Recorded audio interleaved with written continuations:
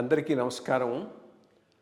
IYR talks మొదలుపెట్టి ఎఫెక్టివ్గా postings మొదలుపెట్టి ఒక సంవత్సర కాలం అయింది.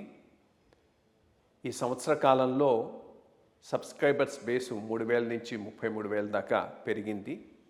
ఐవైఆర్ టాక్స్ను ఆదరిస్తున్న మీ అందరికీ నా ధన్యవాదాలు. భవిష్యత్తులో కూడా ఇదే రకంగా ఐవైఆర్ టాక్స్ని మీరు ఆదరిస్తారని ఆశిస్తూ ఉన్నాను. Thank you. అందరికీ నమస్కారం. ప్రభుత్వాలు ఏవైనా శాలరీడ్ ఎంప్లాయీసు, పెన్షనర్సు వీళ్ళ సమస్యలు అదే రకంగా ఉండిపోతూ ఉన్నాయి. ప్రతి ఎన్నికల ముందు వాగ్దానాలేమో విపరీతంగా చేయటము, వీళ్ళందరూ దానికి అనుగుణంగా ఓటేయటము, ఎవరు ప్రభుత్వంలోకి వచ్చినా కానీ ప్రభుత్వంలోకి వచ్చిన తర్వాత ఈ ఎంప్లాయీసు, పెన్షనర్సు ప్రభుత్వం హానీమూన్ 3-4 నెలలు జరుగుతుంది. 3-4 నెలల తర్వాత మళ్ళా బ్యాక్ టు నార్మల్. ఎవరు అధికారంలో ఉన్నా కానీ పరిస్థితి అట్లాగే కొనసాగుతూ ఉన్నది. సో ఇది జనరల్గా జరుగుతున్నటువంటి ప్రాబ్లం. దీనిని ఆర్టికులేట్ చేసి పెన్షనర్స్కి మేలు చేయాలనేటటువంటి ఉద్దేశంతో చాలా సంఘాలు చాలామంది పనిచేస్తూ ఉన్నాయి. ప్రధానంగా హైదరాబాద్ కేంద్రంగా ఆంధ్రప్రదేశ్ రాష్ట్రంలో పెన్షనర్స్గా ఉన్నవాళ్ళు బట్ హైదరాబాద్లో సెటిల్ అయిన వాళ్లకు ఒక సపరేట్ సంఘాన్ని పెట్టి అసోసియేషన్లు రిజిస్టర్ చేసి వాళ్ళ తరఫున వాళ్ళ బెనిఫిట్ కోసంగా పోరాడుతున్నటువంటి ఒక ప్రముఖ పెన్షనర్స్ నేత బుచ్చిరాజు గారు. నమస్కారం బుచ్చిరాజు గారు. నమస్కారం సార్. ఈయన పంచాయతీరాజ్ డిపార్ట్మెంట్లో పనిచేశాడు. నేను పంచాయతీరాజ్ సెక్రటరీగా ఉన్నప్పుడు కూడా అక్కడ ఉన్నాడు. 40 ఏళ్ళు పనిచేశాడు. కాస్త లీగల్గా రూల్స్ వైసు చక్కటి అవగాహన ఉన్నటువంటి వ్యక్తి. తను రిటైర్ అయిన తర్వాత ఈ అంశాన్ని ప్రధానమైనటువంటి అంశంగా తీసుకొని రిప్రజెంటేషన్స్ ఇస్తూ, ఎజిటేట్ చేస్తూ, సంఘటితం చేస్తూ ప్రధానంగా పెన్షనర్ల యొక్క వెల్ఫేర్ కోసం వాళ్లకు అడ్వాంటేజియస్గా డెసిషన్స్ వచ్చే రకంగా ప్రయత్నం చేస్తున్నటువంటి వ్యక్తి బుచ్చిరాజు గారు. ఇప్పుడు వారు మనతో పాటు ఉన్నారు. బుచ్చిరాజు గారు, చెప్పండి, మీ ప్రస్థానం ముందు చెప్పండి. ఇంతకు ముందు ఎట్లా పంచాయతీరాజ్లో మీ సర్వీసు, ఆ పైన ఇప్పుడు చేస్తున్నటువంటి యాక్టివిటీ గురించి మాట్లాడారు. నేను 1981లో పంచాయతీలో చేరాను సార్. 40 కొంత సమితిలో పనిచేశాను. తర్వాత డిస్ట్రిక్ట్ హెడ్ క్వార్టర్ జిల్లా పరిషత్లో పనిచేశాను. తర్వాత కమిషనరేట్లో పనిచేశాను. అపార్ట్లో సుమారు అన్ని ఇన్స్టిట్యూషన్లో పనిచేశాను సార్. లెజిస్లేటివ్ ఆఫీస్లో కూడా పనిచేశాను. తర్వాత నేను ఒక డిపార్ట్మెంట్ మీద నాకు అమితమైన ప్రేమతోటే నేను సుమారు 150 ఆర్టికల్స్ రాశాను సార్. అవన్నీ కూడా వైడ్ ఈనాడు పెద్ద పెద్ద పేపర్లో పబ్లిసిటీ అయినాయి సార్. తర్వాత ప్రముఖ ఛానల్స్లో కూడా నేను పంచాయతీరాజ్ గురించే పోరాడాను సార్. పంచాయతీరాజ్ సంస్థలకు 29 అంశాలు ఇవ్వాలి అనే దాని మీదే పట్టుదల మీద నేను చాలా ఫైట్ చేయడం జరిగింది. ముఖ్యంగా మా ఎంప్లాయీ సెక్టార్ వచ్చేసరికి వాళ్ళందరికీ అప్పుడు గవర్నమెంట్ గ్రాంట్ భిక్షం ఇస్తేనే జీతం వచ్చే పరిస్థితి ఉండేది సార్. ఆ సంవత్సరం ఒకసారి గ్రాంట్ ఇచ్చారు, జీతం వచ్చేది. ఆ పరిస్థితులు వాళ్ళందరూ గ్రాంట్ అనేది గవర్నమెంట్ ఇస్తుంది, అది ఇబ్బంది కరెక్ట్ కాదని పంచాయతీరాజ్ యాక్ట్లో కూడా ఏమైందంటే వీళ్ళందరికీ కన్సాలిడేట్ ఫండ్లోంచి శాలరీస్ ఇవ్వాలని ఉంది. అది ఎవరు ప్రొజెక్ట్ చేయలే. గ్రామ పంచాయతీ 33 యాక్ట్, 93 యాక్ట్ వాళ్ళ యాక్ట్ ప్రకారం సెక్షన్స్ ఉన్నాయి.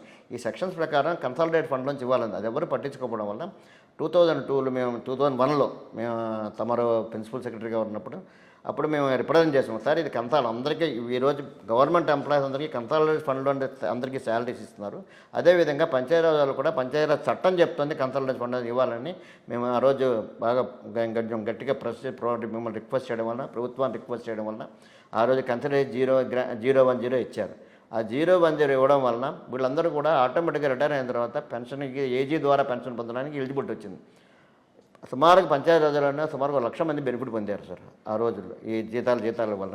ఇప్పుడు అది అయిన తర్వాత అంటే మేము డిపార్ట్మెంట్లో ఏంటంటే చాలా రిఫార్మ్స్ ఎప్పుడప్పుడు వస్తూ ఉంటుంది. ఏ రిఫార్మ్స్ వచ్చినా మాకు ఇబ్బంది ఎట్లా ఉండదు, పంచాయతీరాజ్లో మా డిపార్ట్మెంట్ వాళ్ళని వదిలేసి పెద్ద పెద్ద పోస్టులు వేరే డిపార్ట్మెంట్ వాళ్ళు తెచ్చేవారు. మా డిపార్ట్మెంట్ వాళ్ళేమో ఒక్కొక్కరు 20 ఏళ్ళు, ఒక జూనియర్ అసిస్టెంట్ 20 ఏళ్ళు చేసినా సీనియర్ అసిస్టెంట్ వచ్చేది కాదు, ఒక 20 ఏళ్ళు సీనియర్ అసిస్టెంట్ సూపరింటెండెంట్ వచ్చేది కాదు. ఆ పరిస్థితులు మేము ఫైట్ చేసి అప్పుడే ఈ కొన్ని యూఆర్డి పోస్టులు ఎంపీడీ పోస్టులు వచ్చినప్పుడు కోటా అనేది వేరే సీఈఓ పోస్టులు ఏంటి కానీ పెద్ద పెద్ద పోస్టులు కోటా లేకుండా వాళ్ళ తగ్గించి మాకే ఇవ్వాలని సుమారు మేము ఎక్కువ మంది ఉన్నాం కాబట్టి ఇవ్వాలంటే గవర్నమెంట్ ఆ రోజులు కన్సిడర్ కొన్ని పోస్టులు ఇచ్చారు. దానివల్ల సుమారుగా మా డిపార్ట్మెంట్లో కదిలికి వచ్చింది. 1990లో ఈ ఎంపీడీఓస్ అనేది వ్యవస్థ రావడం వల్ల ఇవాళ అందరూ అప్పుడు కంబైన్డ్గా ఉన్న 1300 చిల్లర ఉండేది ఎంపీడీఓ వ్యవస్థ వచ్చింది. అందుముందు బ్లాక్ బీడీఓ వ్యవస్థ ఉండేది. బీడీఓ వ్యవస్థలో కూడా పనిచేసి వచ్చినవాడు. ఎంపీడీఓ వాళ్ళు 1300 మంది ప్రమోషన్ రావడం జరిగింది. తర్వాత విడిపోయిన తర్వాత 660 మందికి ఇప్పుడు జిల్లాలో మండలాలని వీళ్ళని ప్రమోషన్ స్థానం అయింది. ఇక్కడ అయిపోయిన తర్వాత మేము డిపార్ట్మెంట్లో కూడా పంచాయతీరాజ్లో రిఫార్మ్స్కి ఎప్పుడైనా సహకరించామనండి. ఎప్పుడు రిఫార్మ్ జరగాలి, కంప్యూటరైజేషన్ జరగాలన్నది. అలాగే కొన్ని ఏంటంటే ప్రతిదీ చిన్న కాగితం కూడా హెడ్ ఆఫీస్ రావాల్సి వచ్చేది. అంటే పెన్షన్ రావాలన్నా మెడికల్ బిల్ శాంక్షన్ కూడా అక్కడికి రావాల్సిన పరిస్థితి ఉండేది. దాన్ని నేను గొప్ప చెప్పడం కదండి. దాస శ్రీనివాసరావు కమిషన్ అప్పుడు సార్ ఇది అన్యాయం, ఇది ప్రతి చిన్నదాన్ని రావడం మనకు డెలిగేట్ చేస్తే బాగుంటుందంటే సార్ కూడా వెంటనే ఒప్పుకొని డెలిగేట్ చేయడం జరిగిందండి. దీనివల్ల ఆ జిల్లాలో ఉన్న మెడికల్ బిల్స్ అయినా ఎంప్లాయీస్ అందరూ కూడా డైరెక్ట్గా ఈహెచ్ఎస్ హాస్పిటల్ పంపించుకొని చేయించుకుంటాను. ఇది పంచాయతీ వ్యవస్థలో నేను కొంత చేసుకున్న వ్యవస్థ సార్. ఇది 19లో రిటైర్ అయినాను సార్. రిటైర్ అయిన తర్వాత హైదరాబాద్లో, ఎందుకంటే ఆల్మోస్ట్ నా సర్వీస్ హైదరాబాద్లో ఉంది. ప్రాపర్టీస్, లైబిలిటీస్ అన్నీ ఇక్కడే ఉన్నాయి సార్. అయితే ఇక్కడ హైదరాబాద్లో వచ్చిన తర్వాత నేను ఖాళీగా నేను యాక్చువల్గా ఆర్గనైజేషన్, నేను Panchayati Raj service station I'm the founder అండి. ఆర్గనైజేషన్ 5 ఏళ్ళు నేను చైర్మన్గా జనరల్ సెక్రటరీగా పనిచేశానండి. ఇప్పుడు ఇది అయింది. రిటైర్ అయిన తర్వాత పంచాయతీ వెల్ఫేర్ ట్రస్ట్ పెట్టా. వెల్ఫేర్ ట్రస్ట్ ఎందుకు పెట్టానంటే డిపార్ట్మెంట్ స్ట్రెంథనింగ్ కోసం, స్ట్రెంథనింగ్ కోసం అది సెమినార్లు కండక్ట్ చేసి అవన్నీ చేయడం కోసం అనేది ప్రోగ్రామ్ పెట్టి స్టార్ట్ చేశా. తర్వాత కొన్ని ఆర్టికల్స్ రాశాను, మీటింగ్లు పెట్టాను, అవన్నీ డిపార్ట్మెంట్. ఈ తర్వాత హైదరాబాద్ రిటైర్ అయిన తర్వాత హైదరాబాద్కి వచ్చిన తర్వాత ఏంటంటే ఇక్కడ చాలామంది సుమారుగా హైదరాబాద్లో నాకు తెలిసిన వరకు 5-6 వేల మంది ఆంధ్రప్రదేశ్ పెన్షనర్స్ ఉన్నారు. వాళ్ళ ఇష్యూస్ ఏం వచ్చినా సరే ప్రతిసారి విజయవాడ పోవాల్సి వస్తుంది. 5-6 వేల మంది ప్రతిసారి చిన్న ఇష్యూ కూడా ఒక చనిపోతే వ్యక్తి పెన్షనర్ చనిపోతే చిన్న కాగితం కావాలన్నా కూడా ఇక్కడ పోయి ఇస్తే కానీ అవ్వదు పరిస్థితి ఉంది. ఇవన్నీ ఇబ్బందులు ఉన్నాయని నేనే ఇక్కడ ఆలోచించి నేను కాదు హైదరాబాద్ పెన్షన్ సెటిల్డ్ హైదరాబాద్ అని. వీళ్ళ ఫ్యామిలీస్ కూడా ఏంటంటే రిటైర్ అయిన తర్వాత ఈ పిల్లలందరూ అమెరికాలో అక్కడ ఉండాలి, తల్లిదండ్రుల దగ్గర ఉండట్లేదు. వీళ్ళకి మనిషికి మానవ సహకారం అందించడం కోసం మనం సంఘం పట్టాల్సిన అవసరం ఉందని భావించి నేను ఆలోచించి నేను గుంటూరులో రిజిస్ట్రేషన్ చేయించాను సార్. రిజిస్ట్రేషన్ చేయించి హైదరాబాద్లో పెట్టాను సార్. అంటే ఈ అసోసియేషన్ రిజిస్ట్రేషన్ మాత్రం ఆంధ్రప్రదేశ్లో, గుంటూరులో చేయించాను సార్. బట్ దాని మెయిన్ ఆఫీస్ హైదరాబాద్లో ఉండేది. బాగలింగంపల్లిలో ఆఫీస్ పెట్టాం సార్. బాగలింగంపల్లిలో ఆఫీస్ పెట్టాం సార్. మీరు సబ్స్క్రిప్షన్ అందరూ చేసుకున్నాం. అంటే మా కాన్సెప్ట్ ఒకటే 2 ఇష్యూస్ సార్. ఒకటి పెన్షనర్స్ ఇష్యూస్ చూడడం ఒకటి, అట్ ద సేమ్ టైం ఇక్కడున్న సోషల్ సర్వీస్ చేయాలండి. ఈ 2 కాన్సెప్ట్ల మీద 2 పొడవుల మీద మేము ప్రయాణిస్తాం మా ఆబ్జెక్ట్స్ అని sir. Social service point of వచ్చేసరికి ఏంటంటే మెంటల్లీ రిటార్డెడ్ పీపుల్ వాళ్ళకి ఆర్గనైజేషన్ వాళ్ళకి కావాల్సిన ఎక్విప్మెంట్ ఇవ్వడం, అలాగే వేద పాఠశాల ఉంటే వేద పాఠశాల వాళ్ళకి ఆ బుక్స్ ఇవ్వడం, ఆర్వారు ఎవరో ఎక్విప్మెంట్ ఇవ్వడం, అలాగే మన బాల వికాసం పిల్లలకి మెంటల్ రిటార్డెడ్ అంటే వాళ్ళకి కూడా హెల్ప్ చేయడం. అలాగే ఆంధ్రప్రదేశ్ వచ్చి గుంటూరు జనరల్ హాస్పిటల్ కూడా 1 lakh IVF ఒక ఎక్విప్మెంట్ కొనుక్కుంటా ఉంటే 1 lakh ఇవ్వడం జరిగిందండి. సో ఇది కేవలం పెన్షనర్స్ యొక్క వెల్ఫేర్కు లిమిట్ చేయకుండా ఈ అసోసియేషన్తో కొంత సామాజిక సేవ కూడా మీరు చేస్తూ ఉన్నారు. Very good. చేసిన తర్వాత బట్ ఫండ్స్ ఎట్లా వస్తున్నాయి? మా ఫండ్స్ అండి, మా సంఘం నుంచి మెంబర్షిప్, ఒక్కొక్క మెంబర్షిప్ 1500 కంట్రిబ్యూట్ చేస్తారండి. ఇది కాక 1500తో మా సంఘం నడవదండి, మాకు సరిపోదని. అంటే మా మెయింటెనెన్స్ ఈ మంత్లీ మెయింటెనెన్స్ 60,000 దాకా ఉంటుందండి. అయితే మేము ఏం డొనేషన్స్ అడుగుతాం. మాకేంటంటే మా సంఘంలో మీకు ఒక 3 వింగులు 5 వింగ్ ప్రస్తుతం 3 వింగులు యాక్టివ్గా ఉన్నాయండి. ఒకటి డోనాస్ వింగ్ అని, ఒక ఉమెన్ వింగ్ అని, కల్చరల్ వింగ్ అని ఏర్పాటు చేసామండి. ఈ వింగులు డోనాస్ వింగ్ ద్వారా మేము వాళ్ళ కన్వీనర్ పెట్టామండి. 3 వింగులు 3 కన్వీనర్లు, అలాగే బిల్డింగ్ కమిటీ అని మెడికల్ కమిటీ కూడా పెట్టామండి. ఈ కమిటీలు కన్వీనర్లు అపాయింట్ చేసాం. వాళ్ళకి యాక్టివిటీస్ వాళ్ళ సార్ దాని ప్రకారం వాళ్ళు యాక్టివిటీస్ చేసుకుంటూ వస్తారు. డోనాస్ వింగ్ వాళ్ళు సోషల్ యాక్టివిటీస్ చేస్తారండి. కల్చరల్ వింగ్ వాళ్ళేమో ప్రమోట్ చేసి పాటలు, సాంస్కృతిక కార్యక్రమాలు చేస్తారండి. అలాగే ఉమెన్ వింగ్ వాళ్ళు ఉమెన్ వింగ్ యాక్టివిటీస్ అన్నీ వాళ్ళు చేస్తారు. వాళ్ళు బతుకమ్మ కానీ లేదా వేరే మళ్ళీ ఉమెన్స్ డే కానీ ప్రోగ్రామ్స్ వాళ్ళే చేస్తారని బిల్డింగ్ కమిటీ వాళ్ళు, మెడికల్ కమిటీ వాళ్ళు. ఇది కాకుండా నేనేం చేస్తానంటే ఎవ్రీ ఇయర్ మేము చదివేంద్రం పెడతామండి సోషల్ సర్వీస్ పాయింట్ ఆఫ్ వ్యూలో. ఈ స్పెషల్ ప్రోగ్రామ్ ఎప్పుడు పెట్టినా సరే మా వాళ్ళు డొనేషన్ డబ్బులు ఇస్తారండి. గొప్ప ఏంటంటే మా మెంబర్లందరూ చాలా మానవతా హృదయం ఉన్నవాళ్ళు. ఏదైనా చిన్న ప్రోగ్రామ్ చెప్తే సుమారు నాట్ లెస్ దాన్ 1 lakh వసూలు అవుతాయి డొనేషన్ అంటే. ఒక చదివేంద్రం పెట్టాలనుకుంటే 75,000 వసూలు, 75,000, 90,000, లక్ష రూపాయల దాకా వసూలు అవుతాయి. అలాగే అన్నా canteen first time government CM గారు అనౌన్స్ చేసినప్పుడు ఏ ప్రభుత్వం ఎంచుకోకపోతే అసలు అకౌంట్ ఎక్కడ ఉందో అని కూడా వాళ్ళకి తెలియదు. అలాంటిది నేను అకౌంట్ గుంటూరులో అకౌంట్ బృందావన్ గార్డెన్స్లో బిల్లు ఉంటే అక్కడ అకౌంట్ దులిపించి ఎప్పుడు క్లోజ్ అయిపోయింది 5 ఏళ్ల నుంచి. అది మళ్ళీ దాన్ని రీఓపెన్కి రిక్వెస్ట్ చేసి అన్నీ చేసి మేము ఫస్ట్ టైం 2 lakhs సీఎం గారు పర్సనల్గా వెళ్ళి ఇచ్చామండి అని చాలా అప్రిషియేట్ చేశారు. మేము ఇచ్చిన తర్వాత ఇప్పుడు చాలా ఎక్కువ డబ్బులు వచ్చినాయి అనుకోండి, ఫస్ట్ ప్రయారిటీ మాకు. నెక్స్ట్ టైం మళ్ళీ విజయవాడ వరదలు వచ్చినప్పుడు కూడా మళ్ళీ మేము డొనేషన్ అడిగితే మా వాళ్ళు ఒక 2 lakhs దాకా ఇచ్చారండి. ఈ 2 lakhs మళ్ళీ పోయి అయితే ఏంటి బ్రదర్ మళ్ళీ వచ్చామంటే విజయవాడ వరదలకు ఇచ్చాము. వీటన్నింటికంటే మాకు మెయిన్ సాటిస్ఫాక్షన్ అంటే డిఫెన్స్లో, ఆర్మీలో, ఆల్ ఇండియా లెవెల్లో ఆర్మీలో చనిపోయిన వాళ్ళ పిల్లల సంక్షేమం కోసం వెల్ఫేర్ ఫండ్ ఒకటి ఉంటుంది. ఆ వెల్ఫేర్ ఫండ్కి మా మెంబర్ దగ్గర నుంచి 2,73,008 రూపీస్ మేము వాళ్ళకి వెల్ఫేర్ ఫండ్కి డొనేషన్ ఇచ్చామండి. అది పెద్ద మాకు గెట్టరు ఉంటుంది. దానివల్ల అక్కడ ఆర్మీ చీఫ్ గారు లెటర్ కూడా పంపించారు మాకు అప్రిషియేట్ చేస్తూ ఫర్ యువర్ డొనేషన్ని.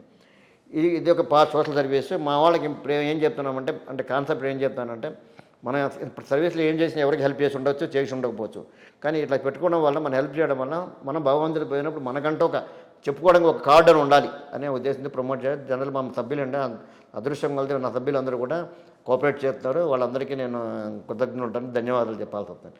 రెండో పార్ట్ పెన్షన్స్ వచ్చరికి ఇష్యూస్ ఏంటంటే పెన్షనర్స్లో ఏంటంటే ఆంధ్రప్రదేశ్లో అంతమంది ఏంటంటే జేఏసీ ఒకటే ఉండేది, దానివల్ల ప్రాబ్లం సాల్వ్ అయ్యింది. ఇప్పుడు ఈ లాస్ట్ గవర్నమెంట్లో ఏమైందంటే సార్ 4 సంఘాలు వెళ్ళి పొద్దునేమో ప్రెస్ ముందేమో ఆహా ఇచ్చేస్తాం మాట్లాడేది, సాయంత్రం వెళ్ళి తాబేదారం చేసేవారు. దీనివల్ల వ్యవస్థ ఎంప్లాయీస్ అంటే చులకన భావం పెన్షన్ అది మొదటి నుంచి ఉంది కదా, మొదటి నుంచి ఉంది కానీ చివరి ఇష్యూస్ వచ్చిన జాయింట్ స్టాఫ్ కొంత కలిసి వెళ్ళేవారండి. మన పూర్ణచంద్రరావు గారికి పెద్ద దళం బిఫోర్ దట్ అండి. ఇప్పుడే లాస్ట్ గవర్నమెంట్లో ఏమైందంటే సార్ వీళ్ళు 4 సంఘాలు అయిపోయినారండి. 4 సంఘాలు అంటే పగలు మాట్లాడేది ఒకటి, రాత్రి చేసేది ఒకటి. వీళ్ళు చివరికి ఏ స్థాయికి వచ్చారంటే జీతం కూడా 1వ తారీఖు బిల్లు చేయాలని చట్టం చేయాలనే స్థాయికి వచ్చారు. అది 1వ తారీఖు జీతం వల్ల రోషయ్య గారే పెట్టారు, 93లోనే ఇచ్చారండి. అది కొత్తగా అంటే కొత్త సమస్యలు క్రియేట్ చేయడం అంటే కొత్తగా రావాల్సిన ఫైట్ చేయడం, కొత్త చేయడం మొదలుపెట్టారు. ఇది ఈ అనేక చేతి వల్ల ఏమైందంటే అది ఎంప్లాయీస్ అంటే చులకన భావన ఏర్పడింది. అప్పటికి 2 lakhs ఎంప్లాయీస్ టీచర్స్ కలిసి ధర్నా విజయవాడ పెద్ద మ్యాథ్స్ ర్యాలీ చేస్తే ఇదే నాయకులు వెళ్ళి దాన్ని చల్లార్చి రివర్స్ పిఆర్సీ తీసుకొచ్చారు. ఎప్పుడు చరిత్రలో ఎప్పుడు లేదండి. 27% ఐఆర్ ఇచ్చిన తర్వాత దాన్ని పెరగడమే తప్ప 3%, 2% ఏ ప్రభుత్వం ఇప్పుడు చేయలేదు. గత ప్రభుత్వాలు చాలా దురదృష్టంగా ఈ నాయకులు సంతకాలు బట్టి 23% శాతంగా అయ్యారు. అంటే దీనివల్ల ప్రతి ఒక్క ఎంప్లాయీకి 4 లక్షలు రికవరీ పట్టాల్సిన పరిస్థితి వచ్చింది. పిఆర్సీ వల్ల బెనిఫిట్ పోగా రికవరీ అని తర్వాత దాన్ని కోర్టుకి వెళ్ళి స్టాప్ చేయడం వలన రెట్రాస్పెక్ట్ రికవరీ చేయకుండా రావడం వలన అది ఆపేశారండి. తర్వాత వీళ్ళు చేసినారండి యాక్చువల్గా ఏంటంటే ఫిక్సేషన్ అనేది ఏ డిపార్ట్మెంట్ ఇక్కడ పెన్షన్ ఏ డిపార్ట్మెంట్ చేస్తారు చేయకుండా ఆయన అనామతిగా ఆయన ఎట్లా చేస్తారు కంప్యూటరైజేషన్ కొట్టేస్తే పెన్షన్ ఫిక్సేషన్ అయిపోయేట్టుగా చేశారు. దానివల్ల పెన్షన్ అందరూ నష్టపోయినారు. సుమారుగా పిఆర్సీ ఏరియాస్ సుమారుగా నాకు తెలిసి ప్రతి ఎంప్లాయీకి minimum two 1 lakh to 3 lakhs దాకా రావాల్సి వస్తుంది. అలాగే డిఏ ఏరియాస్ అండి ఎవ్రీ 6 monthsకి గవర్నమెంట్ ఆఫ్ ఇండియా వాళ్ళకి ఇచ్చినప్పుడు మనకు కూడా ఫండ్లు కూడా వాళ్ళే ఇస్తారు. ఇప్పటికి 10.93 డ్యూ ఉన్నారండి 4 DAs అండి. ఈ 4 DAs బాపతి ఇవ్వాల్సి వస్తే సుమారుగా ఒక్క పెన్షనర్స్కే 1835 కోట్లు ఇవ్వాల్సి వస్తుంది. మరి పెన్షన్ మిగతా వాళ్ళ ఎంప్లాయీస్ కంటే 1,20,000 జీతం వస్తుందండి. పెన్షనర్స్ వచ్చేకంటే వాడికి 30% వస్తుందండి. 30% 50% అది 50% మళ్ళీ అందరూ కమిటేషన్ పోగా 50,000 పెన్షన్ వచ్చేవాడికి ఆ పెన్షన్ అంతా 20,000 పోతే మళ్ళీ 30,000 వస్తాయండి. 30,000 మీద డిఏ కలిపి మొత్తం 40-45,000 వస్తుందండి. ఆ పరిస్థితిలో వాళ్ళకి డిఏలు రాకపోతే ఈ కాస్ట్ ఆఫ్ లివింగ్ని వాళ్ళు అడ్జస్ట్ కాలేదు. అప్పుడున్న రేట్లు కూడా పెరిగిపోయినాయి. ఎంత ఘోరం ఉంటుందంటే పరిస్థితి అంటే సార్ పెన్షనర్స్కి పే స్లిప్పులు ఫస్ట్ మెయిన్ పే స్లిప్పులు రావట్లేదు. ఎందుకు పే స్లిప్పులు రావట్లేదంటే వీళ్ళ ఫోన్ నెంబర్ అక్కడ మ్యాచ్ అవ్వట్లేదు అంటారు. ఫోన్ నెంబర్ మ్యాచ్ దానికోసం ఒకసారి విజయవాడ వెళ్ళాలి. మరి అట్లాంటప్పుడు ఇక్కడనే ఒక ఆఫీస్ పెట్టాలనేది ప్రపోజల్ పెట్టాలి కదా. మేము చేసామండి పెట్టామని డైరెక్టర్ ట్రెజరీస్ గారు కూడా అడిగామండి. సార్ ఇక్కడ ఒక ఆఫీస్ పెట్టండి అని అడిగితే మాకు చిన్న ప్రాబ్లమ్స్ ఉన్నాయంటే వాళ్ళు పెట్టకుండా ఇక్కడ కుదరదు గవర్నమెంట్ పాలసీ అన్నారు. ముఖ్యమంత్రి గారు రిప్రజెంట్ చేసామండి. సార్ మాకు ప్రాబ్లమ్స్ ఇక్కడ ఉన్నాయి, మాకు ఎంప్లాయీస్కి హెల్త్ ఇష్యూస్ కానీ అన్నీ కూడా ఆయన చెప్తే అప్పుడు ఈ ఇష్యూ మేనిఫెస్టోలో ఏం చేశారంటే పెన్షనర్స్ కార్పొరేషన్ పెడతామని ఒక మేనిఫెస్టోలో పెట్టారు లాస్ట్ టైం అండి. మేనిఫెస్టోలో అది కూడా ఇంప్లిమెంట్ అట్లా పెట్టుంటే ఒక ఆఫీస్కి వెళ్తామండి. ఇప్పుడు హెల్త్ ఆఫీస్కి వెళ్ళాలంటే ఏహెచ్ఎస్కి వెళ్ళాలి, ఇప్పుడు పెన్షన్ కోసం కావాలంటే సబ్ ట్రెజరీకి వెళ్ళాలి. డైరెక్టర్ మీ ఇది సిఎఫ్ఎంఎస్లో పేస్లు మారాలంటే సిఎఫ్ఎంఎస్కి ఆఫీస్కి వెళ్ళాలి, ట్రెజరీ ఆఫీస్కి వెళ్ళాలి. వీళ్ళు ఎస్ఆర్కి రేట్ చేస్తేనే వాళ్ళకి వెళ్ళడం. ఇన్ని ఆఫీసులు చుట్టూ పెన్షనర్లు ఎంతకాలం తిరగలరు. ఇది చాలా బాధాకరమైన పరిస్థితి. మేము ఏం చేసాం రిప్రజెంట్ చేసామండి. మరి మేము ప్రతి ఇష్యూ రిప్రజెంట్ చేసామండి. చాలా important one window single window approach for pensioners so that అది మెడికల్ ఇష్యూ కానీ రీఎంబర్స్మెంట్ ఇష్యూ కానీ ఇంకో ఇష్యూ కానీ అక్కడ రిప్రజెంట్ చేసుకుంటే వాళ్ళు రెస్పాన్సిబిలిటీ తీసుకొని ఫాలోఅప్ చేసే పద్ధతి ఉండాలి. కానీ ప్రతిదీ వీళ్ళు పోయి తిరగాలనేది కరెక్ట్ కాదు. రెండోది ఇంతమంది పెన్షనర్స్ హైదరాబాద్లో ఉన్నారు కాబట్టి వీళ్ళకు ఒక సపరేట్ ఆఫీస్ హైదరాబాద్లో పెట్టగానే బాగుంటుంది. రెండు మీరు చెప్పింది కరెక్టే. సార్ ఇంకోటి ఏంటంటే సార్ పెన్షనర్స్కి ఆటోమేటిక్ అడ్వాన్స్ స్కీమ్ ఉంటుంది సార్ 77%. లాస్ట్ గవర్నమెంట్లో 2019లో ఆ గవర్నమెంట్లో అంటే తెలుగుదేశం గవర్నమెంట్లో 10% 70 ఇయర్స్కి 10% అడిషనల్ క్వాంటమ్ ఇచ్చారు, 75కి 15 అని ఇచ్చారండి. ఈ లాస్ట్ గవర్నమెంట్లో దాన్ని పెంచకపోగా దాన్ని 7% చేసి 10% 7% చేశారు, 15% అంటే ఎంత మానవత పెన్షనర్స్ యొక్క మీద వాళ్ళు మానవతా దృక్పథం కూడా ఆలోచించకుండా తగ్గించారండి. దానికి ఈ నాయకులందరూ కూడా వీళ్ళందరూ అమెండ్మెంట్ సంతకాలు పెట్టి వచ్చిన వాళ్ళు వీళ్ళందరూ పీఆర్సీకి. దీనివలన పెర్మనెంట్గా పెన్షనర్స్ లాస్, వాళ్ళ సర్వీసులో లాస్ తెలియకపోవచ్చు కానీ పెన్షనర్కి చాలా లాస్ కనిపిస్తుందండి. ఒక 1% 5% తగ్గితే 50,000 వచ్చేవాడికి 5% తగ్గితే 2,500 పోతుంది. అట్లా పోతే 2,500 ప్రతి ఎంప్లాయీ చాలా నష్టం జరుగుతుంది. అందుకు నేనేమంటున్నానంటే ప్రభుత్వాన్ని ఏమంటున్నానంటే అసలు ఈ జాయింట్ ఇప్పుడు ఈ డిపార్ట్మెంట్ వీళ్ళు ఏం చేశారంటే అసలు బాధాకరమైన పరిస్థితి ఇప్పుడు చూడలే. ఈ 4 సంఘాలు ప్రతి డిపార్ట్మెంట్లో 4 వింగులు ఏర్పాటు చేశారండి. దీనివల్ల ఏమవుతుందంటే ఏదైనా ఇష్యూ రిప్రజెంట్ చేస్తే ఒక సంఘం వాడు చేయమంటే ఒక సంఘం వాడు చేయదంటే ఆ హెచ్ఓడి కూడా ఏం చేయలేని పరిస్థితి వచ్చిందండి. అందుకని ఈ సంఘాలన్నీ 4 జాయింట్ షాప్లు రద్దు చేసేయాలి ఫస్ట్ అండి. రద్దు చేసి ఏ డిపార్ట్మెంట్ ఆ డిపార్ట్మెంట్ ఒక జేఏసీ ఏర్పాటు చేసుకున్నారు.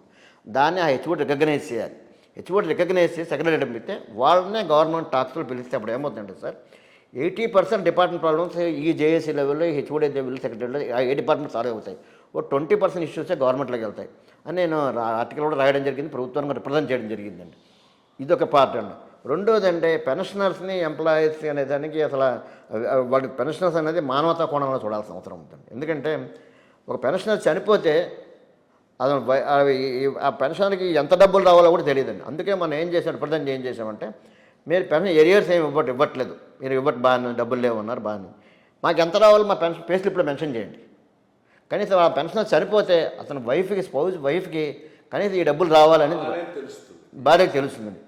అంత ఘోరం అండి. సిఎఫ్ మెథడ్ కొంతమందికి ఏమో ఈహెచ్ఎస్ కార్డులు ఇచ్చేటప్పుడు పి అనే పెన్షన్ ఐడి ఉంటుంది, కొంతమంది సిఎఫ్ మెథడ్ ఇలా రకరకాలుగా పెట్టడం వల్ల ఏమవుతుందంటే హెల్త్ కార్డు డౌన్లోడ్ చేసుకోవడమే చాలా కష్టంగా ఉంటుంది. ఇవాళ ఏమంటారు కొత్తగా ఇంకో సిస్టమ్ పెట్టారండి, ఆధార్కి హెల్త్ కార్డు లింక్ చేశారండి. ఆధార్ హెల్త్ కార్డు లింక్ చేయడం వల్ల ఇప్పుడు కొత్తగా పెట్టడం వల్ల సుమారుగా 90% ఎవరికి లింక్ కాలేదు, నాకు తెలుసండి, కాలేదు నాకు తెలిసిన దొరకండి.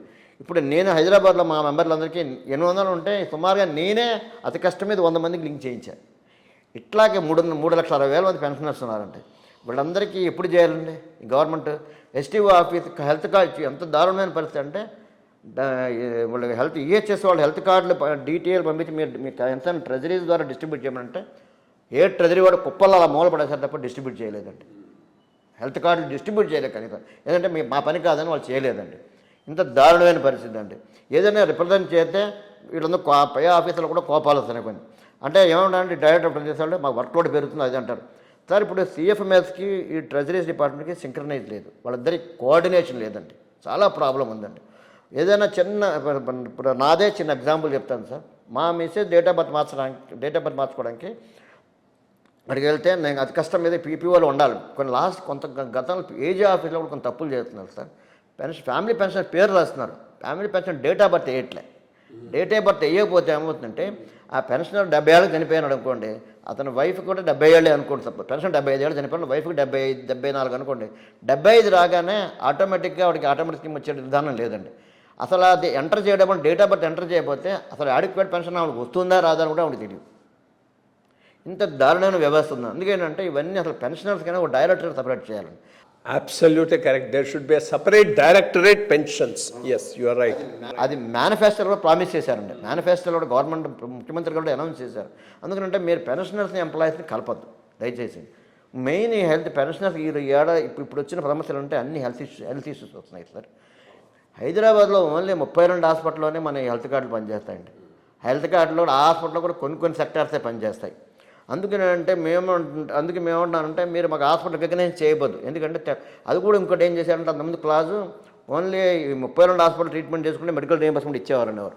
తర్వాత మేము రిప్రజెంట్ చేసి నేను మా సంఘంతో రిప్రజెంట్ చేసి తెలంగాణలో ఉన్న హాస్పిటల్స్ అన్నీ కూడా ఆల్రెడీ రికగ్నైజ్డ్ హాస్పిటల్ కూడా ఏ ట్రీట్మెంట్ చేయించుకున్నా సరే మెడికల్ రీయింబర్స్మెంట్ ఇవ్వాలి అని రిప్రజెంట్ చేస్తే దానికి అనుగుణంగా డైరెక్టర్ వాళ్ళు ఆంధ్రప్రదేశ్ డైరెక్టర్ ఇక్కడ రాశారు. ఈయన ఇక్కడ రాయడం వలన ఇప్పుడు తెలంగాణలో ఎనీ హాస్పిటల్ చేసుకున్న మెడికల్ రీయింబర్స్మెంట్ వస్తుంది సార్. ఇప్పుడు వస్తుందండి. ఈ మెడికల్ రీయింబర్స్మెంట్ వస్తుందంటే కాకపోతే ఏంటంటే ఈ హెల్త్ కార్డులు పోయినప్పుడు ఇప్పుడు ఈ మిత్రా దగ్గరికి పోయి అడగాలండి వీళ్ళు. అడిగినప్పుడు ఏమంటే అది ఇప్పుడు ఈ మధ్య కొత్తగా సమస్య ఏంటంటే అది మీరు మ్యాచ్ అవ్వట్లేదు, ఆధార్ లింక్ అవ్వట్లేదు, అక్కడ చేయించుకోమంటున్నారు. ప్లస్ ఏమో ఏదైనా శాంక్షన్ కావాలనుకోండి అంటే ఇప్పుడు వాళ్ళు ఇచ్చిన గవర్నమెంట్లో ఇచ్చిన హెల్త్ స్కీమ్స్ అన్నీ కూడా ఓల్డ్ టైప్ ఆఫ్ ట్రీట్మెంట్స్ ఉన్నాయండి. ఇప్పుడు లేటెస్ట్గా లేకపోతే నేను నా ఎగ్జామ్ చూసుకుంటే నాకు వాళ్ళకి ఇంప్లాంట్ చేసుకోవాల్సి వచ్చింది. ఇంప్లాంటేషన్ ఏహెచ్ఎస్లో లేదండి. ఇవాళ ఆల్మోస్ట్ ఎక్కడ పని ఏజ్ అయిన వాళ్ళందరికీ ఏదైనా ప్రాబ్లం వచ్చి ఇంప్లాంట్ వేరే ఆల్టర్నేటివ్ ఇట్లా లేటెస్ట్ కూడా ఇంకా ఏహెచ్ఎస్లో ఇన్కార్పొరేట్ చేయాల్సిన అవసరం ఉందండి.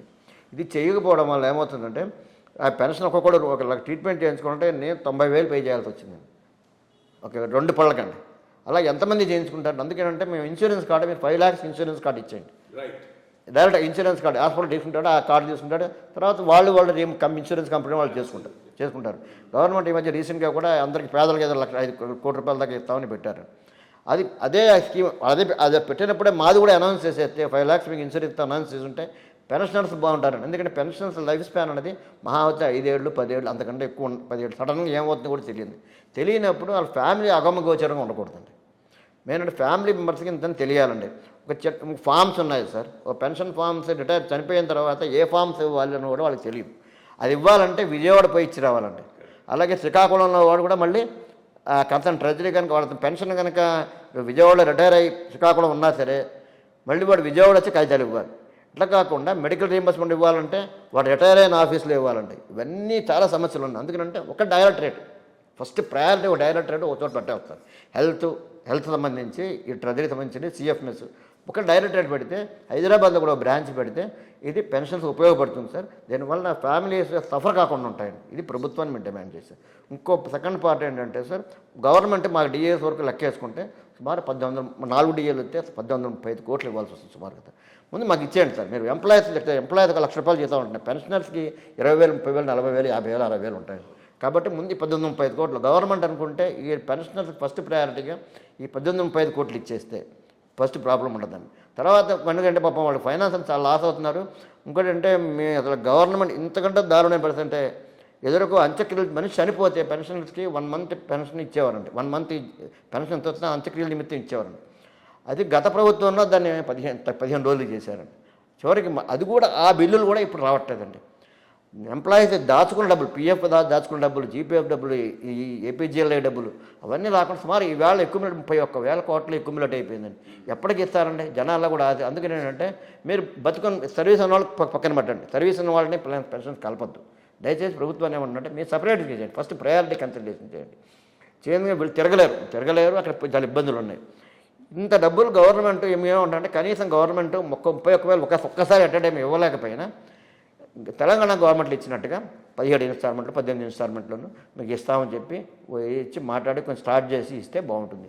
అలాగే ఇప్పుడు జ్యూస్ అనే కొత్తగా 4 డిఏలు బాకీలు ఉన్నాయి. ఇప్పుడు కొత్తగా కూడా 4 డిఏలు బాకీలు ఉన్నాయి. 4 డిఏలు కనీసం 1-2 ఇస్తే మనం కొంచెం ఏంటంటే ఎంప్లాయీస్లో అన్రెస్ట్, పెన్షనర్స్ మెయిన్ అంటే ఎంప్లాయీస్ బెనిఫిట్ ఎంతవరకు ఉన్నది తెలియగానంటే పెన్షనర్స్కి బెనిఫిట్ ఉంటుందండి. ఒక పాలవాడు 1వ తరగతి డబ్బులు ఇవ్వకపోతే ఊడుకోడండి. అలాగే కాస్ట్ ఆఫ్ లివింగ్ ఒక 10 రూపాయలు ఉన్న వస్తువు ఇవాళ 20 రూపాయలు అయిపోతుందండి. ఇంత కాస్ట్ ఆఫ్ లివింగ్ మీట్ అవ్వాలంటే గవర్నమెంట్ హ్యుమానిటైన్ కన్సిడరేషన్ అనేది పాయింట్ పెట్టాలి సార్. అది అందుకనంటే మాకు పెన్షనర్స్ డైరెక్టరేట్ అని సపరేట్ పెట్టేస్తే హైదరాబాద్ కూడా బ్రాంచ్ పెడితే మా అభిప్రాయాలు చెప్తామని మాకు ఎంప్లాయీస్తో ప్రాబ్లం. ఎంప్లాయీస్కి ఏమవుతుందంటే 100 ఇష్యూలు వాళ్ళు రిప్రజెంట్ చేసి 99వ ఇష్యూ పెన్షనర్స్ పెడుతున్నారంటే ఇది దీనివల్ల న్యాయం జరగట్లేదండి. అందుకనే పెన్షనర్స్ జేఏసీ అనేది సపరేట్ పెట్టమని పెన్షనర్ జేఏసీ కూడా సపరేట్గా ఇది ఉంటే న్యాయం జరుగుతుంది సార్. ప్లస్ ఈ మధ్య నిమ్స్ హాస్పిటల్ అడిగాం సార్. యాక్చువల్లీ అంతమంది కంబైన్డ్ స్టేట్లో యునైటెడ్ స్టేట్లో ఉన్నప్పుడు నిమ్స్ మనందరికీ ఎల్ఓసి మీద లెటర్ ఆఫ్ క్రెడిట్ మీద పెన్షన్ మనకి టైం ఇచ్చేవారండి, ట్రీట్మెంట్ ఇచ్చేవారు. విడిపోయిన తర్వాత ఇవ్వట్లేదు, రిప్రజెంట్ చేసామండి. అది కృష్ణబాబు గారు ఇక్కడ సెక్రటరీ మాట్లాడారు. అది ప్రాసెస్లో ఉంది సార్. అది ఇస్తే చాలామంది అవుట్ పేషెంట్ కూడా బెనిఫిట్ ఉంటుంది. ఎల్ఓసి మీద కనీసం ఎల్ఓసి మీద పనులు జరుగుతాయి సార్. ఇంకోటి ఏంటంటే అసలు గవర్నమెంట్ ఇవన్నీ మాకేం ఓపెన్ ఒక హెల్త్ ఇన్సూరెన్స్ కార్డు ఇచ్చేస్తే 5 లక్షలకి అవసరం లేదు. దట్ విల్ బి ఒక one short answer for this problem. Plus అప్పుడు ఏమైతే ఈ మిస్అప్ ఆపరేషన్ ఈ మధ్య జరిగింది ఏంటంటే ఈహెచ్ఎస్లో మంగళగిరి హాస్పిటల్ ఆఫీస్కి వెళ్తే బిల్లులు పాస్ అవ్వట్లే. 6 నెలలు 8 నెలలు పాస్ అవ్వట్లంటే వాళ్ళలో అక్కడ ఏదో కొంచెం స్కామ్ జరిగిందని చెప్పి బిల్లులను ఆపేశారు. ఇవన్నీ మాకు ఇన్సూరెన్స్ కార్డు ఇస్తే మాకు సంబంధం ఉండదు కదండి. That is the insurance company, they will take care of అండి. అందుకనే గవర్నమెంట్ ముఖ్యమంత్రి గారు నేను కోరేది ఏంటంటే, మీరు కనీసం ఫస్ట్ ఇన్సూరెన్స్ ఇవ్వండి. మీరు ఎట్లా పేదలకు ఇచ్చారు, మేము కూడా పేదల్లో సెకండ్ పార్ట్, మేము మాకు కూడా కన్సిడర్ చేయండి మేము కోరుతున్నాం sir. At the same time ఏంటంటే గవర్నమెంట్ ఇచ్చే పెన్షనర్స్ పెన్షన్స్ ఇష్యూస్ మనకు డిస్కస్ మనకి వేరే సపరేట్గా పిలవమంటున్నాం సార్. ఎందుకంటే మేము రిటైర్ అయినా సరే మేము గవర్నమెంట్ సపోర్ట్ చేసాం. మాకున్న పెన్షన్లోంచి మేము డొనేట్ చేసి అన్నా క్యాంటీన్ ఎంప్లాయీస్ ఎవరు ఇవ్వకముందే మేము ఇచ్చామండి. అలాగే వరదలు వచ్చినప్పుడు ఇచ్చామండి, సైనికులకి ఇచ్చామండి, బోల్డ్ సర్వీస్ చేస్తున్నాం. మా స్వార్థం చూసుకోవట్లే, మా పక్కన సొసైటీ కూడా మేము చూసుకుంటున్నామండి. కాబట్టి మేము మాకు హైదరాబాద్లో ఉన్న వాళ్ళకి మాకు ఇంకో కొంచెం స్పెషల్ ట్రీట్మెంట్ ఇవ్వాలని మేము కోరుతున్నాం సార్. దెన్ ఇది లీడర్షిప్ ప్రాబ్లం వల్ల జేఏసీలో వచ్చిందంటే, ఏ ప్రభుత్వం పవర్లో ఉంటే దానికి అనుకూలమైనటువంటి వాళ్ళు లీడర్స్గా రాబట్టి ఈ ప్రాబ్లమ్స్ వస్తున్నాయా? లీడర్స్ ఏం చేస్తున్నారంటే సార్, ఫస్ట్ ఇక్కడ ఏమో ఇక్కడ నాలుగు జేఏసీలు అన్నారు సార్. ఫస్ట్ కొంత జేఏసీలేమో కులాలు బేస్ అయిపోతున్నాయి. ఇంకో జేఏసీలు ఏం చేస్తున్నారంటే, వాళ్ళు ఫస్ట్ వెళ్తున్నారు, వెళ్ళి మీరు ఇంద్రుడు చంద్రుడిని పొగిడి మీరు అన్నీ మాకు ఇప్పుడు ఇవ్వకపోయినా పర్వాలేదు, మాకు ఇప్పుడు ఇవ్వకపోయినా పర్లేదు, తర్వాతనే ఇవ్వడం చెప్పొస్తున్నారండి. అది చెప్పొస్తున్నారు. వీడు 10 ఇవ్వకపోయినా పర్లేదు అంటే, రెండో వెళ్ళి మీరు 15 ఇవ్వకపోయినా పర్వాలేదు, ఇంకోటి 20 వెళ్ళి చివరికి ఏమైందంటే వీళ్ళందరినీ 4 వర్గాలు చేసి ఇప్పుడు పగలంతా ప్రెస్ల మటుకు అవి కావాలి ఇవి కావాలి డిమాండ్ చేస్తున్నారు. సాయంత్రం పూట చేసే వ్యవహారాలు వేరే ఉంటున్నాయండి. ఇప్పుడు అందుకనే ఇప్పుడు గవర్నమెంట్లో కూడా ప్రభుత్వం కూడా వాళ్ళు ఎందుకు పట్టించుకోవట్లేదంటే, నేను చెప్తున్నాను, గత ప్రభుత్వంలో వీళ్ళందరూ అంటకాగిన వాళ్ళు అంటకాగి ఫస్ట్ తర్వాత డిఫరెన్స్ వచ్చి కేసులు ఎరుక్కుని అవి ప్రాబ్లం వచ్చి ఇప్పుడు కొత్త గవర్నమెంట్ ఆ గవర్నమెంట్ పోవాలి ఈ గవర్నమెంట్ రావాలని కోరుకుంటున్నారు. అసలు గవర్నమెంట్కి ఎంప్లాయీస్కి పెన్షన్స్కి గవర్నమెంట్ సంబంధం ఉండాలి తప్పండి పొలిటికల్గా వీళ్ళకి ఏం సంబంధం ఉంది? పొలిటికల్గా ఏ ప్రభుత్వం వస్తే ఉంది వీళ్ళకి? ఏ ప్రభుత్వం సంబంధం ఉందండి? నేను అదే క్వశ్చన్ చేస్తానంటే నేను ఎప్పుడైతే అందుకు నేనేమంటున్నానంటే, ముందు ఫస్ట్ ఈ 4 ప్రతి డిపార్ట్మెంట్లో 4 వర్గాలు ఉంటే ఏ కమిషనర్ ఏ సెక్రటరీ ఏం చేయగలడండి? ఏమి అబ్సల్యూట్గా ఏం చేయలేడండి. ఇప్పుడు ఒక సంఘం చేస్తే ఇంకో సంఘం అబ్జెక్ట్ చేస్తుందండి. ఇన్ని సమస్యలు ప్రభుత్వాన్ని ముఖ్యంగా నేను కోరేది ఏంటంటే, మీరు జేఏసీలు అనేది ఒక్కో డిపార్ట్మెంట్లో 4 జేఏసీలు 4 వర్గాలు ఉంటే ఏ కమిషనర్ ఐఏఎస్ ఆఫీసర్ ఎవరు ఉద్యోగాలు చేయలేరండి. కాబట్టి అక్కడ మామూలు ఉద్యోగులు చేయరు. ఏ ఎంప్లాయీ ఏదైనా ఫైల్ పెడితే వాళ్ళు డబ్బులు తెచ్చి పెట్టామని ఇలా పెట్టామని వాళ్ళు అట్రిబ్యూట్ చేస్తున్నారు. అందుకే నేనే ఉన్నానంటే, ఒక్కొక్క డిపార్ట్మెంట్ ఒక జేఏసీ, ఈ జేఏసీ వాళ్ళని జాయింట్ స్టాఫ్ కౌన్సిల్ని పెట్టండి. పెట్టి వాళ్ళు అప్పుడు ఏమవుతుందంటే 80% డిపార్ట్మెంట్ వాళ్ళకి ఫిల్టర్ అయింది, 20% డిమాండ్స్ అక్కడికి వెళ్తాయి గవర్నమెంట్లో. అది పద్ధతిగా ఉంటుందని నా అభిప్రాయం సార్. ఇదండి ఈరోజు బుచ్చిరాజు గారితో మన ముఖాముఖి. 2-3 మెయిన్ పాయింట్స్ దీంట్లో వస్తూ ఉన్నవి. ఒకటి, సపరేట్ డైరెక్టరేట్ ఫర్ పెన్షనర్స్. ఇది చాలా చాలా అవసరం. ఎందుకంటే పెన్షనర్స్ యొక్క సమస్యలు డిఫరెంట్గా ఉంటాయి, వాటికి అప్రోచ్ కూడా డిఫరెంట్గా ఉండాల్సిన అవసరం ఉన్నది. రెండోది, లాంజెవిటీ పెరగటంతో ఎక్కువ కాలం బ్రతకటంతో పెన్షనర్స్ నెంబరు జాస్తి అవుతున్నది, పెన్షన్కు కేటాయించే బడ్జెట్ కూడా పెరుగుతూ ఉన్నది. అట్లాంటప్పుడు సపరేట్ డైరెక్టరేట్ పెన్షనర్స్కి ఉండటం అనేటటువంటిది చాలా చాలా అవసరం. రెండోది, యునైటెడ్ ఆంధ్ర విడిపోబట్టి అటుకు వెళ్ళిపోయింది, కానీ అదర్వైజ్ హైదరాబాద్ సెంటర్గా ఉండేటటువంటి పరిస్థితిలో చాలామంది పెన్షనర్స్ హైదరాబాద్లో సెటిల్ అయినారు. ప్రతిదానికి వీళ్ళు విజయవాడకు పోవాలంటే అయ్యే పని కాదు. ఎందుకంటే ఒక సపరేట్ ఆఫీస్, పెన్షన్ ఆఫీస్ ఒకటి హైదరాబాద్లో ఏర్పాటు చేస్తే అది కూడా చాలా ఫెసిలిటేటింగ్గా ఉంటుంది. మూడోది, సింగిల్ విండో అప్రోచ్. అది హెల్త్ ఇష్యూ కానివ్వండి, పెన్షన్ ఇష్యూ కానివ్వండి, పెన్షనర్స్ సంబంధించిన అన్ని ఇష్యూస్ చూడటానికి ఒక సింగిల్ విండో అప్రోచ్ పెట్టుకొని అన్నీ సార్ట్అవుట్ చేసే విధానం. రెండోది, medical insurance scheme for both employees as well as pensioners. Because common public చేసినప్పుడు వీళ్ళకి చేయకపోవటానికి అర్థం లేదు. బేసిక్గా ఈ రీఎంబర్స్మెంట్లు వీటిల్లో వచ్చే ప్రాబ్లమ్స్, ఆఫీసుల చుట్టూ తిరగక లేక మళ్ళా ఆ బిల్స్ మెడికల్ డిపార్ట్మెంట్కు పోయి అక్కడ వాటిని పర్సూ చేసుకొని మళ్ళీ ఇక్కడికి తీసుకురావటం అనేటటువంటిది ఎక్కడో చోటున్న పెన్షనర్కి అయ్యేటటువంటి పని కాదు. డస్క్ టు డస్క్ ఫాలోఅప్ చేయండి, ఫైళ్ళు అయితే ప్రభుత్వంలో కలవు. అటువంటిప్పుడు ఆ ఇన్సూరెన్స్ కార్డ్ లాంటిది ఇచ్చి 5 lakhs లోపల జరిగే 5 లక్షల కన్నా తక్కువ అయ్యేటటువంటి ఎక్స్పెండిచరు ఇయర్లీ రీఎంబర్స్ చేసే విధానం పెట్టుకుంటే బాగానే ఉంటుంది. అప్పుడు ఇన్సూరెన్స్ కంపెనీలు దాన్ని మానిటర్ చేసేటటువంటి విధానం ఉంటుంది. ఈ ఈ ఈ ఈ అంశాల మీద ఇప్పుడు ఆంధ్రప్రదేశ్ ప్రభుత్వం దృష్టి పెట్టి పెన్షనర్ల యొక్క ఈ సమస్యలన్నింటినీ పరిష్కరిస్తుందని మనం ఆశిద్దాం. థ్యాంక్ యూ బుచ్చిరాజు గారు. నమస్కారం. Thank you. Thank you. నమస్కారం సార్.